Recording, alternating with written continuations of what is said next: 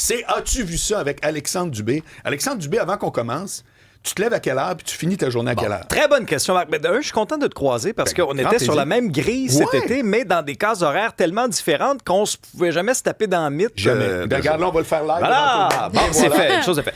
Pour répondre à ta question, pour la radio la semaine, je me lève à 3 heures parce que j'ai un petit peu plus de route à faire étant donné que j'habite dans les Laurentides. Puis bon, j'ai à peu près 45 minutes de route à faire. Puis quand je suis à Québec pour Salut Bonjour la fin de semaine, ben là, l'hôtel est un petit peu plus proche du studio. Oui. Et je me lève à 3h30. OK. Ça fait que toi, tu te lèves tout le temps vers 3 heures. Exact. OK. Ouais. Bon, on en reparlera plus longuement le reste de la semaine. Oui. Parce que ça me fascine. Ben, je te cacherai pas que là, je suis allé en vacances quelques jours, puis il faut reprendre ce rythme-là. Je suis encore un petit peu à côté de mes souliers. Mais tu te lèves-tu, genre, mettons, je me garde, que je me lève à 5-6? Ben, disons, oui, là, en vacances, là, c'est ça. Moi, la grasse matinée, c'était jusqu'à 6 heures. Là, c'est une grosse nuit. Là. C'est malade. Alors, comme d'habitude, tu as des espèces de nouvelles insolites, incroyables. Puis là, tu commences avec une Mercedes, ça vole. Ouais. En Roumanie, est-ce un oiseau? Est-ce que c'est un avion? Non, c'est une Mercedes qui... Vous voyez cette séquence-là, c'est complètement fou. Non, puis elle fly, là. Ça va très, très vite. La Mercedes commence par sauter un trottoir dans un espèce de carrefour comme giratoire. Un rond-point, hein? Ça se peut-tu? Ouais, c'est ça. Puis là, elle est comme projetée dans les airs. Elle a failli percuter un autobus, a volé au-dessus d'une voiture et finalement a terminé sa course en heurtant un poteau électrique près d'une station-service. Miraculeusement, Cybèle et Marc, là, le conducteur a survécu. A eu quelques fractures, mais a survécu. Puis je t'entendais tantôt dire que tu étais prédiabétique. Oui. Bon, alors là, l'enquête a déterminé que l'homme en question a eu une crise de diabète. OK, lui, c'était un vrai de vrai. Lui, c'était un vrai de vrai. Ouais. Fait attention. Là. Oui. Ah non, moi, je me rends pas là. Hein. Non. Je t'ai coupé ça, mon vieux. Parfait, t'as bien fait. Ouais. Parce que regarde, ce qui aurait pu arriver, ça aurait été tragique. T'aurais pu l'année dans les airs. Oui. Alors là, il a eu une crise, a perdu comme connaissance au volant de son véhicule. Et c'est à ce moment-là, à un moment donné, que le véhicule a accéléré puis a été projeté. Comment c'est possible? Non, mais des fois, mettons, tu perds connaissance, puis là, tout ton poids s'en va sur l'accélérateur. Oui, mais pour que le char, il revole. Ouais. Non, mais ça, c'est à cause. Non, c'est pas lui qui a fait que le char vole. Non, mais qu'est-ce qui s'est passé pour que le char puisse voler? Ça sort d'où? Il y avait comme un relais, là. C'est ça, il y avait comme une espèce de chaîne de trottoir, puis ça l'a comme projeté, tu sais, dans les airs. Alors, lui, il est demeuré coincé à l'intérieur de ce véhicule-là. Cet arrêt sur image-là est fascinant si vous nous écoutez à la télé. Il y a plusieurs pieds dans les airs, là, voire même des mètres. On dirait le tour dans Harry Potter. Oui, c'est ça, sauf que là, c'est pas Harry Potter. Aussi. Oui, c'est vrai. Alors, il est resté coincé dans son véhicule, mais heureusement, il a été secouru. Il a reçu une contravention, par exemple. Ça, déjà là. Je comprends. Il est chanceux d'être vivant, mais il va devoir payer 365$ et on va suspendre son permis de conduire 90 jours. OK, mais il était pas chaud. Non. Il était pas...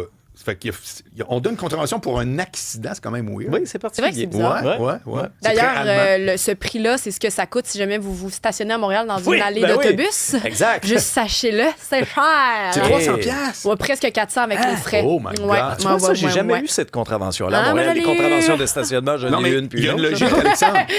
Il y a une logique. C'est qu'au lieu de nuire à une seule personne qui est... tu comprends, qui est stationnée, tu nuis à 50 personnes qui sont dans l'autobus. Alors, c'est ça. Fait que là, c'est pour ça que ça augmente le prix. Oui. Alors, voilà. Bon, alors, imagine. Alors, une intervention inattendue pour un policier. Bon. Ça se passe en Oklahoma. Tu sais, vous savez, les policiers doivent s'attendre dans leur quotidien à faire face à toutes sortes de situations. Là. C'est vrai. Alors là, il y a l'agent Tyler Shelby, lui, de la police routière de l'Oklahoma. Le jour-là, il patrouille dans le sud-ouest de l'État. Puis là, son CB reçoit un appel pour porter assistance à une dame qui était sur le point d'accoucher en attente de l'ambulance. Alors là, lui, il se rend sur place. Parfait, identifie le véhicule de la dame sur le bas-côté, sur l'accotement. Puis là, la caméra embarquée de son véhicule capte un peu la scène. Alors, va voir la dame, va lui dire « Écoutez, madame, tout va bien, l'ambulance s'en vient, je vais rester avec vous en attendant. » Sauf que là, à un moment donné, la madame dit « Non, le bébé s'en vient, le bébé s'en vient. » Oh, attends un peu, là, l'opération, l'intervention n'était pas du tout du même niveau. Imaginez, c'est le policier qui a procédé à l'accouchement du petit bébé en question. Et là, lui, ce qu'il a raconté après dans les médias, il a dit, moi, j'ai juste joué au catcher, là, comme au baseball. Le bébé est sorti vraiment très rapidement. Et ce qui est particulier, c'était le premier enfant de la dame. Et je vous rassure tout de suite, la maman se porte bien, l'enfant qui a été prénommé Finlay, tous les deux sont en pleine santé. Ils ont été quand même transportés à l'hôpital quand l'ambulance est arrivée, mais quelques minutes plus tard. Alors, ce ne sont pas les ambulanciers qui ont procédé à cette intervention-là. C'est la police. C'est le policier qui a accouché la maman et le petit bébé Finlay en question. Et on nous raconte que l'agent Shelby, après, a poursuivi sa journée. Un petit mardi. Hein, oui. Puis est-ce qu'il a donné une contravention, comme dans la première nouvelle? Non, heureusement, lui avait plus de jugement. Non. Mais quand même, c'est assez incroyable. Moi, je suis pas le plus hôpitaux, puis disons que moi, j'ai beaucoup de respect pour les gens qui travaillent dans le réseau de la santé. Il faut quand même qu'il y ait du sang-froid. Tu sais que moi, je m'évanouis à ces images-là. Non, mais pour vrai. Le sang? C'est pas tombé sur nous. Tout ce qui est génital, tout ce qui est des histoires d'accouchement, mais t'es même pas obligé de me le montrer. Tu m'en parles. Ah oui? Ah, puis ça, tu te sens pas bien. Plein. Que je parle de même, là, pendant que quelqu'un me dit, là, je t'ai fait un spermogramme. Ben, Jean-Michel Anctil pour le nommer. Puis là, je disais, Jean-Michel, arrête, là, j'aime pas ça. Un spermogramme? Oui. Ah ouais, ça te vient de chercher? C'est pas juste une photo du sperme? Non, c'est un test pour savoir si, mettons, quand le couple est infertile, c'est-tu la femme ou l'homme. OK, fait que c'est le test en particulier. Exact. Puis là, il te raconte comment ça marche tout. Puis là, j'étais là, puis je me suis évanoui devant lui au restaurant. Ah, mon Dieu. Je trouvais que tu penchais un peu au 45 quand je te racontais ça. Il a mis son coude pour s'accoter, pour Je suis là pour pas que ça s'accoter. paraisse. Là, j'ai dit, je vais faire une joke de contravention. On va me laisser ailleurs. OK, puis les risques du métier de journaliste. Ah, vous savez, c'est risqué. On le sait, on te regarde juste. Tu te lèves à 3 h le matin. Oui, déjà en partant. Il y a ça, mais surtout pour nos collègues qui sont sur le terrain. Là. Moi, je suis comme un chat d'intérieur. Là. Moi, je sors pas d'ici. Mais nos collègues qui sont sur le terrain, c'est quand même assez particulier. Alors, avant qu'on se quitte, je vous amène en Nouvelle-Zélande. C'est une journaliste qui a enregistré un reportage sur la mode. Alors là, elle fait une deuxième prise, puis là, elle reçoit un oiseau en pleine farce. C'est carrément un goéland, ma foi. Un goéland. Ça surprend. Au début, elle était tellement concentrée sur son texte qu'elle a comme pas réalisé. Qu'est-ce qui se passe? Elle avait l'impression qu'un oreiller l'avait frappé en plein visage. Mais un oiseau, des fois, ça a comme des petites griffes.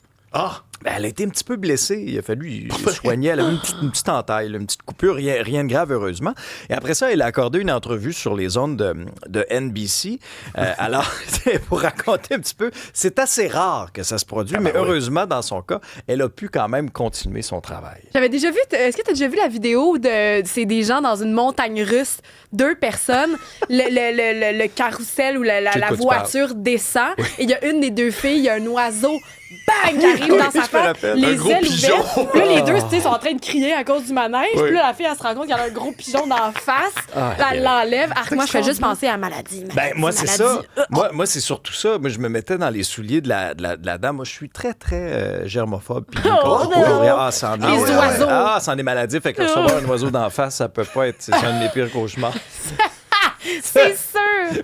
Tu viendrais de me perdre là, pour... Alexandre Dubé, tu vas être ici demain et après-demain. Oui, et c'est la première fois qu'on se voyait. Et tu vas faire la même chronique que tu fais avec Benoît, tu vas faire avec moi. Mais je veux te dire que j'ai un cadeau. Hein? Oui, mais tu sais que je suis un surnommiste. Ah oui, c'est vrai, je vais avoir un surnom. Oui, c'est-à-dire que toi, c'est un slogan. Okay. J'ai pensé à ça ce matin. Ah, c'est bon, ça. Marianne. Ah oui, OK. Ah ben donc, mon beau, regarde bien. Regarde ça.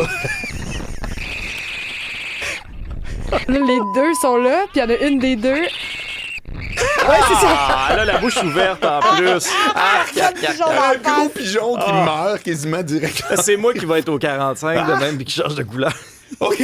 Alors, c'est quoi mon surnom? C'est un slogan. C'est un slogan. OK. C'est du bon, du beau, du B. Ah, c'est bon, ça. Hein? Du bon. Ça. Fait que demain, on l'introduit de même. Exactement. C'est du bon, du beau, du B. À demain, ça. Alexandre. Hey, salut, mon cher.